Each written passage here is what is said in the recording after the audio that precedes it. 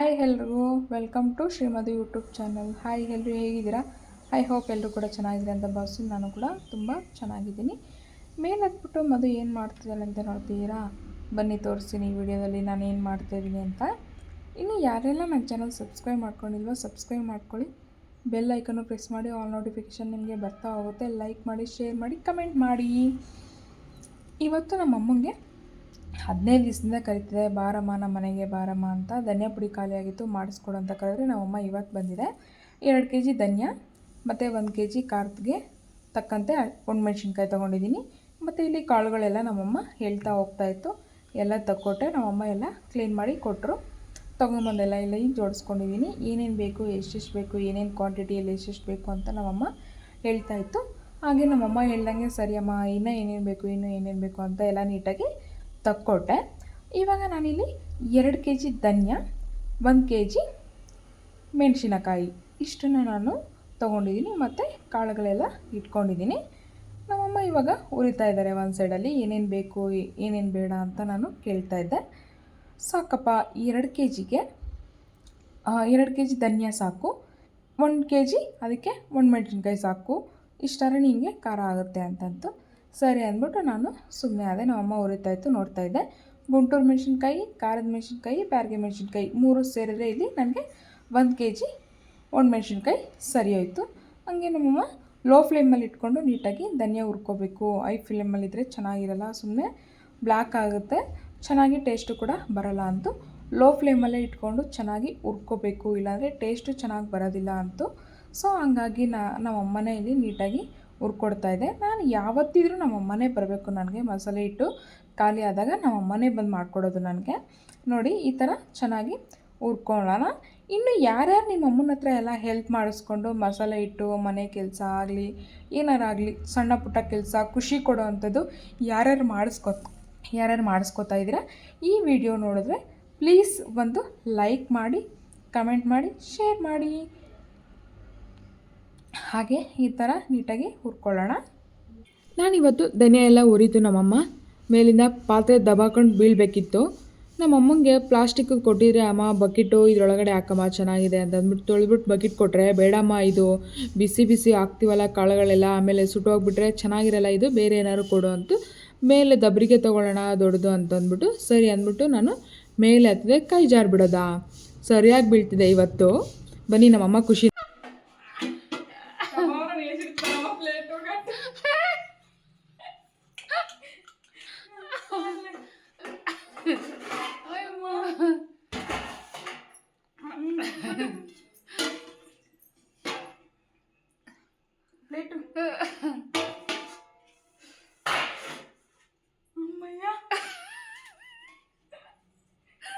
ಸರಿ ಅಂದ್ಬಿಟ್ಟು ಮೇಲೆ ಹತ್ಬಿಟ್ಟು ತಕ್ಕೊಟ್ಟೆ. ನಮ್ಮಮ್ಮ ನೀಟಾಗೆಲ್ಲ ಹುರಿದ್ಬಿಟ್ಟು ಇದರೊಳಗಡೆ ಹಾಕಿದ್ದಾರೆ.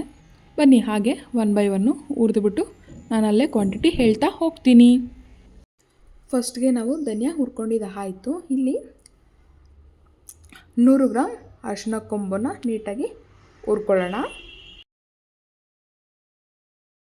ಇಲ್ಲಿ ಅಮ್ಮ ಜೀರಿಗೆ ಮಾತ್ರ ಸ್ವಲ್ಪ ಜಾಸ್ತಿ ಹಾಕು, ಘಮ ಘಮ ಅಂತ ಸ್ಮೆಲ್ ಬರುತ್ತೆ ಮತ್ತು ಟೇಸ್ಟು ಚೆನ್ನಾಗಿರುತ್ತೆ ಅಂತು.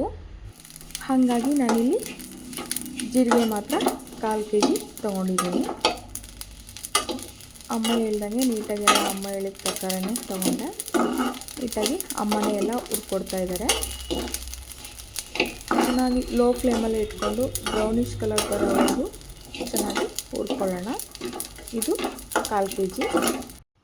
ಹಾಗೆ ಇಲ್ಲಿ ಮೆಂತ್ಯ 100 ಗ್ರಾಮ್. ಲೋ ಫ್ಲೇಮಲ್ಲಿ ಇಟ್ಕೊಳ್ಳಿ, ಪದೇ ಹೇಳ್ತೀನಿ, ಲೋ ಫ್ಲೇಮಲ್ಲಿ ಇಟ್ಕೊಂಡು ನೀಟಾಗಿ ಫ್ರೈ ಮಾಡಿ. ನೋಡಿ ಇಲ್ಲಿ ಮೆಂತ್ಯ ಚೆನ್ನಾಗಿ ಬ್ರೌನಿಷ್ ಕಲರ್ ಬಂದಿದೆ. ಇವಾಗ ತೆಗೆದಿಟ್ಕೊಳ್ಳೋಣ. ಇಟ್ಟಿದ್ದಾರೆ ಇವಾಗ ಗಸಗಸೆನ ಆ್ಯಡ್ ಮಾಡ್ಕೊಳ್ಳೋಣ. ಗಸಗಸೆ ಬಂದ್ಬಿಟ್ಟು 100 ಗ್ರಾಮ್. ಎಲ್ಲ ಒಂದು ಕ್ವಾಂಟಿಟಿಯಲ್ಲಿ ತೊಗೊಳ್ಳಿ, ಯಾಕಂದರೆ ಜಾಸ್ತಿ ತೊಗೊಂಡ್ರೂ ಚೆನ್ನಾಗಿರಲ್ಲ. ನಾನು 2 kg ಮಸಾಲೆಗೆ ಎಲ್ಲ 100 ಗ್ರಾಮ್ಸ್ನ ನಾನಿಲ್ಲಿ ಆ್ಯಡ್ ಮಾಡ್ತಾಯಿದ್ದೀನಿ. ಸಾರಿ, ನಾನಲ್ಲ, ಅಮ್ಮ ಮಾಡ್ತಾ ಇರೋದು.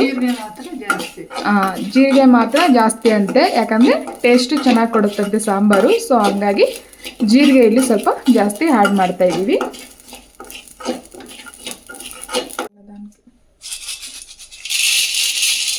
ಇವಾಗ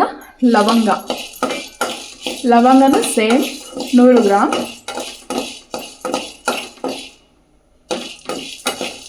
ಏನಕ್ಕಪ್ಪ 2 kg ಅಷ್ಟೇ ಮಸಾಲೆ ಮಾಡಿಸ್ತಿದ್ದೀರ ಅಂದರೆ ನಾನು ಇಬ್ಬರೇ ಇರೋದ್ರಿಂದ, ನಾನು ನಮ್ಮ ಹಸ್ಬೆಂಡ್ ಇಬ್ಬರೇ, ಹಂಗಾಗಿ ನಾನು ಜಾಸ್ತಿ ದಿವಸ ಇಡ್ಸೋದಿಲ್ಲ ಮಸಾಲೆನ. ಅದಕ್ಕೆ ಒಂದು ಮೀಡಿಯಮ್ ಆಗಿ ಮಾಡ್ಕೋತೀನಿ.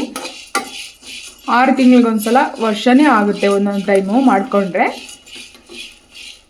ಅದಕ್ಕೆ ನಾನು 2 kg ಅಷ್ಟೇ ಮಾಡಿಸ್ತಾ ಇದ್ದೀನಿ. ನೋಡಿ ಇವಾಗ ಚೆನ್ನಾಗಿ ಹುರಿದಾಗಿದೆ. ಇವಾಗ ಹಂಗೆ ಸಾಸಿವೆ,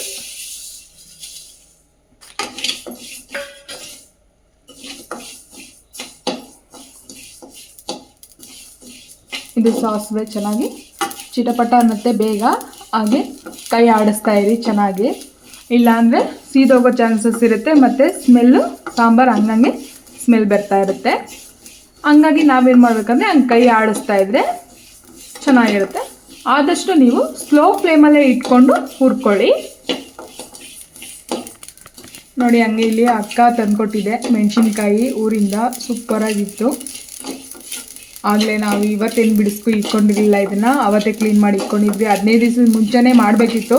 ನಮ್ಮಮ್ಮ ಟೈಮ್ ಇಲ್ಲ ಅಂತ ಬರಲಿಲ್ಲ ನಮ್ಮ ಮನೆಗೆ ಮಾಡ್ಕೊಡೋಕ್ಕೆ. ಸಾಸಿವೆ ಆಯಿತು, ಇಟ್ಕೊಳ್ಳೋಣ. ಕಡಲೆಕಾಳು ಕೂಡ ಅಷ್ಟೇ 100 ಗ್ರಾಮ್. ಏನಕ್ಕಪ್ಪ ಹೇಳ್ತಿದ್ದೀನಿ ಅಂದರೆ, ಪ್ರತಿ ಸಲನೂ ಒಂದೊಂದು ಕ್ವಾಂಟಿಟಿ ಅನ್ನೋದನ್ನು ತಗೊಂಡ್ರೆ ನಮಗೆ ಚೆನ್ನಾಗಿರುತ್ತೆ.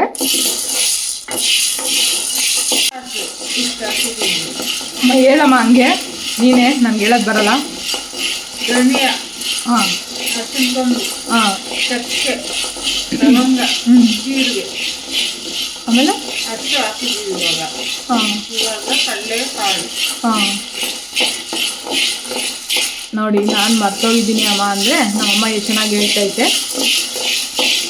ಇವಾಗ ಏನು ಹುರಿತಾ ಇದ್ದೀವಮ್ಮ? ಕಡಲೆಕಾಳ.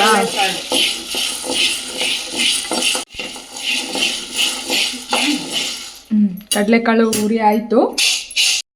ಇವಾಗ ಮತ್ತೆ ಹಂಗೆ ಕಡಲೆಬೇಳೆನ ಹಾಕ್ಕೊಳ್ಳೋಣ. ನಾನಿದು ಮಿಸ್ ಆಗಿಬಿಟ್ಟು ಕಡಲೆಬೇಳೆನ ಕಡಲೆಕಾಳು ಅಂದ್ಬಿಟ್ಟೆ. ಅದಕ್ಕೆ ನಮ್ಮಮ್ಮನ ರಿಯಾಕ್ಷನ್ ನೋಡೋಣ ಬನ್ನಿ, ನಮ್ಮಮ್ಮ ಯಾವ ಥರ ರಿಯಾಕ್ಷನ್ ಕೊಡ್ತು ಅಂತ. ನಮ್ಮಮ್ಮಗೆ ಏನು ಖುಷಿ ಆಗೋಯ್ತು ಗೊತ್ತಾ?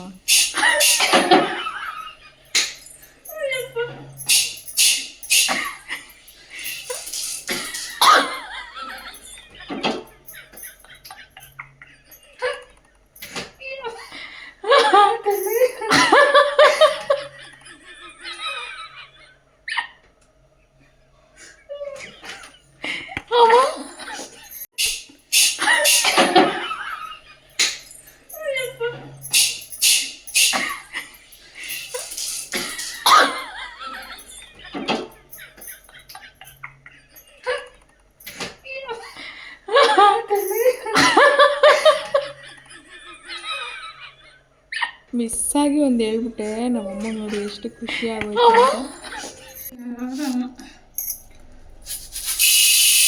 ಹೆಸರು ಕಾಳು 100 ಗ್ರಾಮ್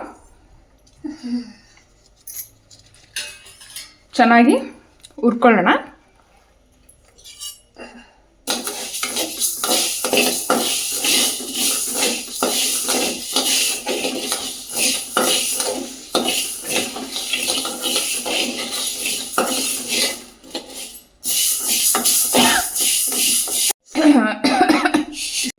ಅಮ್ಮ ಅಮ್ಮ ಇದೇನಂತಾರೆ? ಉದ್ದಿನ ಬೇಳೆನೂ ಕೂಡ 100 ಗ್ರಾಮ್ ಆ್ಯಡ್ ಮಾಡ್ಕೊಳ್ಳಿ. ಚೆನ್ನಾಗಿ ಫ್ರೈ ಮಾಡಿ. ಲೋ ಫ್ಲೇಮಲ್ಲಿ, ನೀವು ಎಷ್ಟು ಲೋ ಫ್ಲೇಮ್ ಇಡ್ತೀರೋ ಅಷ್ಟು ಲೋ ಫ್ಲೇಮಲ್ಲಿ ಚೆನ್ನಾಗಿ ಬರುತ್ತೆ. ಬನ್ನಿ ಇವಾಗ ನಮ್ಮಮ್ಮ ಎಲ್ಲ ಹುರಿದಿರೋದನ್ನ ನೋಡೋಣ, ಯಾವ ಥರ ಹುರಿದಿದೆ ನಮ್ಮಮ್ಮ ಅಂತ. ನೋಡಿ ಗಾಯ್ಸ್, ನಮ್ಮಮ್ಮ ಯಾವ ರೀತಿ ಹುರಿದಿದೆ ಅಂತ ನೋಡಿ. ನಮ್ಮಮ್ಮ ಚೆಕ್ ಮಾಡ್ತಾ ಇದ್ದಾರೆ.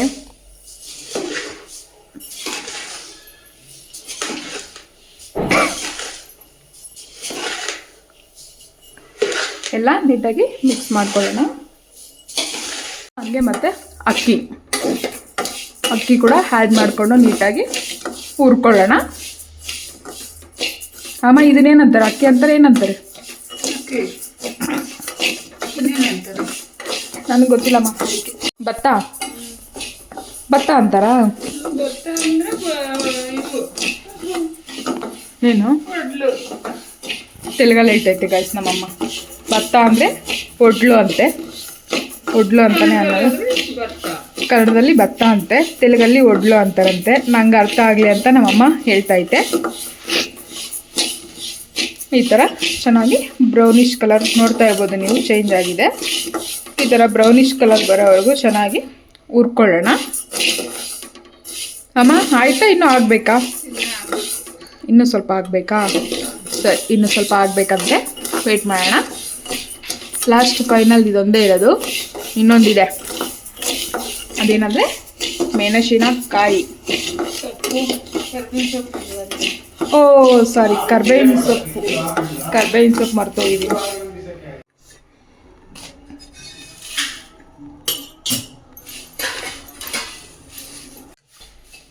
ಹುರಿದಿರೋ ಅಕ್ಕಿ ತಿಂದ್ರೆ ಅಮ್ಮ ಟೇಸ್ಟ್ ಚೆನ್ನಾಗಿರುತ್ತಲ್ಲ.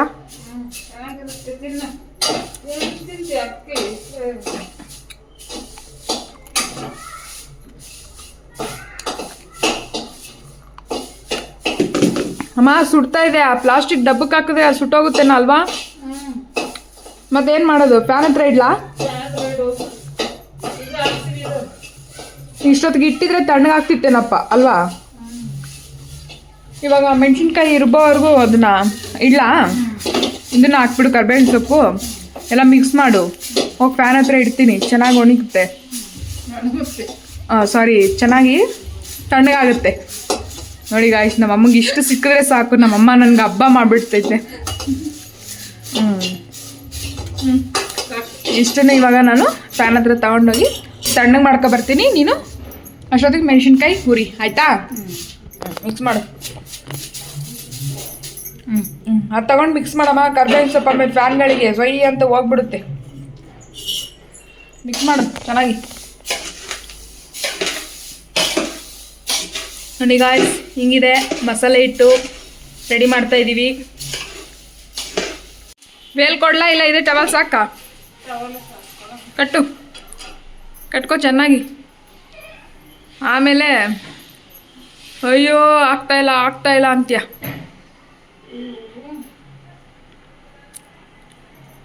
ಹೆಲ್ಪ್ ಮಾಡ್ಲಾ? ಹಿಂಗೆ ಕಟ್ಕೊಳ್ಳೋ ಅಷ್ಟರಲ್ಲಿ ಹೋಯ್ತಿಲ್ಲಿ.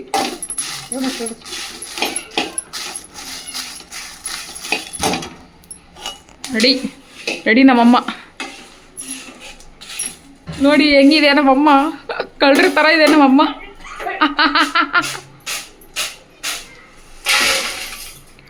ಆಲ್ರೆಡಿ ಒಂದ್ಸಲ ಆಯಿತು.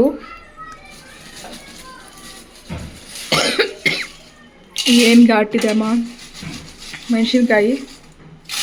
ಅಮ್ಮ ಮೆಣಸಿನ್ಕಾಯಿ ಜಾಸ್ತಿ ಖಾರ ಇದ್ದರೆ ಘಾಟ, ಇಲ್ಲ ಮೆಣಸಿನ್ಕಾಯಿ. ಇವಾಗ ಮೆಣಸಿನ್ಕಾಯಿ ಚೆನ್ನಾಗೆಲ್ಲ ಹುರಿದಿದ್ದು ಆಯಿತು. ನೋಡಿ ಅಮ್ಮ ಹಂಗೆ ಹಾಕಮ್ಮ ಅಂತಂದರೆ ಏನಾಗಲ್ಲ ಅಂತ. ಇಲ್ಲ ಅಮ್ಮ ಅವರು ಬೈತಾರೆ, ಅಂಗಡಿಯವರು ಮಿಲ್ಲಿಗೆ ಹಾಕೋರು ಹಂಗೆ ಉದ್ದುದ್ದು ಹಾಕ್ಬಾರ್ದು ಮೆಣಸಿನ್ಕಾಯಿ ಅಂತ. ಇವಾಗ ಅಮ್ಮ ಎಲ್ಲ ಪುಡಿ ಮಾಡಿ ಕೊಡ್ತಾಯಿದ್ದಾರೆ. ಘಾಟಿಗೆ ಟವಲ್ ನೋಡಿ ಕಟ್ಕೊಂಡಿದ್ರೆ ನಮ್ಮಮ್ಮ ಹೆಂಗೆ ಕಾಣಿಸ್ತಾರೆ. ಎಲ್ಲ ಹುರಿದಿರೋದೆಲ್ಲ ಒಂದಕ್ಕೆ ಹಾಕ್ಕೊಂಡು ಚೆನ್ನಾಗಿ ಅಮ್ಮ ಕುಟ್ತಾಯಿದ್ರು. ಚೆನ್ನಾಗಿ ಅಂದರೆ ಫುಲ್ ಕುಟ್ಟೋ ಥರ ಏನು ಬೇಡ, ಅರ್ಧ ಬರ್ಧ. ಒಂದು ಮೆಣಸಿನ್ಕಾಯಿ 2 ಹೋಳು ಆದರೆ ಸಾಕು, ಆ ಥರ ಚೆನ್ನಾಗಿ ಕುಟ್ಕೊಳ್ಳೋದು. ನೋಡಿ ಈ ಥರ ಲಾಸ್ಟಿಗೆ ಇಷ್ಟ ಆಗಿದೆ, ಪರವಾಗಿಲ್ಲ, ಇಷ್ಟ ಆದರೆ ಸಾಕು. ಎತ್ಕೊಮ್ಮ. ಉಯ್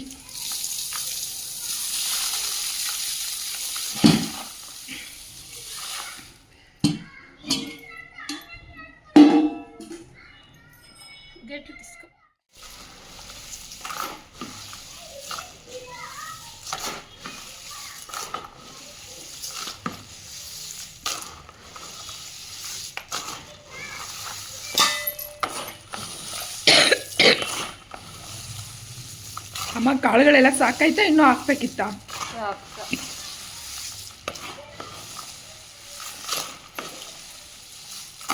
ಮೆಣಸಿನ್ಕಾಯಿ ಜಾಸ್ತಿ ಆಗ್ತೈತೆ ಅನಿಸುತ್ತೆ. ಆಮೇಲೆ ನಮ್ಮ ಮನೆಯವ್ರು ಖಾರ ಖಾರ ಅಂತ ಬಟ್ಕೋತಾರೆ.